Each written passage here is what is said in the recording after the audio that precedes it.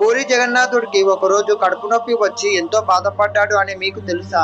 జగన్నాథుడికి ప్రతిరోజు తన భక్తులు వందల రకాల ప్రసాదాలు పెడతారు. నా భక్తులు ప్రేమతో పెట్టిన ప్రసాదం తినకపోతే బాగుండదని ప్రసాదం మొత్తం తినేసేవాడు. ప్రతిరోజు రకరకాల ప్రసాదాలు తినడంతో ఒకరోజు జగన్నాథుడికి కడుపు చాలా నొప్పి పుడుతుంది.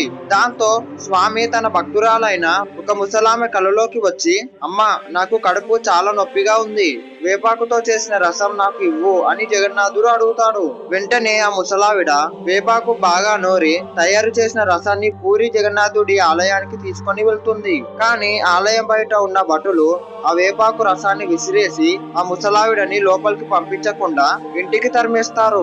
ఆ ముసలావిడ రాత్రంతా ఏడుస్తూ, నా స్వామి ఎంతో నొప్పితో బాధపడుతున్నాడో, ఈ రాత్రంతా కడుపు నొప్పి ఎలా భరిస్తాడో ఏమో అని తనలో తానే కుమిలిపోతుంది. అదే రాత్రి జగన్నాథుడు అప్పటి రాజు కలలోకి వచ్చి కోపంతో, నా తల్లికి చాలా అవమానం జరిగింది, నాకు చాలా కడుపు నొప్పిగా ఉంది అని చెప్తాడు.